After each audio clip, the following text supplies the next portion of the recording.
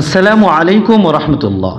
সম্মানিত প্রিয় উপস্থিতি, জশ্নে জুলুস পবিত্র দিন ইসলামে জায়েজ কিনা এবং হযরত সাহাবে কেরাম রাদিয়াল্লাহু তাআলা আনহুম ওনারা করেছেন কিনা এবং কোন দলিলের ভিত্তিতে জশ্নে জুলুস জায়েজ প্রমাণিত হয়, আসুন প্রথমত আমরা জানব জশ্নে জুলুস শব্দের ব্যাখ্যা।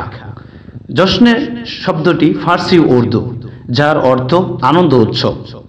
জুলুস আরবি শব্দ, যার অর্থ বসা, একত্র হওয়া বা শোভাযাত্রা করা।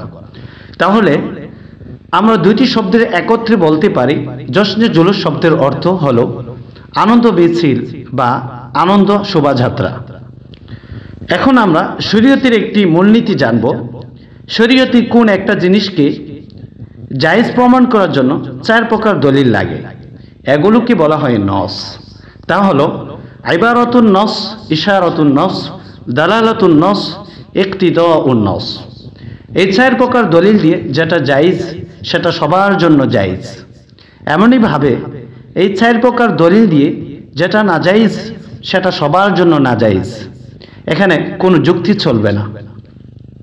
এখন আমি কিছু নস দিয়ে জশ্নে জুলুস প্রমাণ করব। প্রথমত জানব দুনিয়াতে দুইভাবে জশ্নে জুলুস পালন করেছে। এক, হযরত সাহাবে কেরাম রাদিয়াল্লাহু তাআলা আনহুম স্বয়ং ওনার জশ্নে জুলুস করেছে। দুই, হযরত ফেরেশতা আলাইহিমুস সালাম ওনারা 12 রবিউল আউয়ালে পতাকা উত্তোলন করার মাধ্যমে জশ্নে জুলুস পালন করেছেন। সুবহানাল্লাহ। আসুন আমরা দলিল দেখি। দালাইলুন নবুওয়াত প্রথম খণ্ডে 611 পৃষ্ঠায়, খাসাইসুল কুবরা প্রথম খণ্ডে 82 পৃষ্ঠায়, আল বেদায়া ওয়ান নিহায়া উক্ত কিতাবের নবম খণ্ডে 410 পৃষ্ঠায় উল্লেখ রয়েছে। দেখুন কিতাবে কি আছে। ফাকাশাফাল্লাহু লি আন বাসরি ফাআবসারতু মিন সাআতি মাশারিকাল আরদি ওয়া মাগারিবাহা ওয়া রাআইতু সালাসাতা আ'লামিন মাদরুবাতিন আলামুন বিল মাশরিকি ওয়া আলামুন বিল মাগরিবি ওয়া আলামুন আলা যাহরিল কাবাতি। অর্থাৎ হযরত ইবনে আব্বাস রাদিয়াল্লাহু তাআলা আনহু হইতে বর্ণিত, হযরত উম্মু রাসূলিনা সাল্লাল্লাহু আলাইহি ওয়াসাল্লাম অর্থাৎ নবীজির আম্মাজান বলেন, ফাকাশাফাল্লাহু লি আন বাসরি ফাআবসারতু মিন সাআতি মাশারিকাল আরদি ওয়া মাগারিবাহা। সেই রাত্রিতে মহান আল্লাহ পাক আমার চোখের পর্দা খুলে দেন, যার ফলে আমি সেই রাত্রিতে জমিনের পূর্ব থেকে পশ্চিম প্রান্ত পর্যন্ত দেখতে পাই। সুবহানাল্লাহ। ওয়ারাআইতু সালাসাতা আ'লামিন মাদরুবাতিন, সেই রাত্রিতে আমি তিনটি পতাকা প্রত্যক্ষ করি। আলামুন বিল মাশরিকি ওয়া আলামুন বিল মাগরিবি ওয়া আলামুন আলা যাহরিল কাবাতি।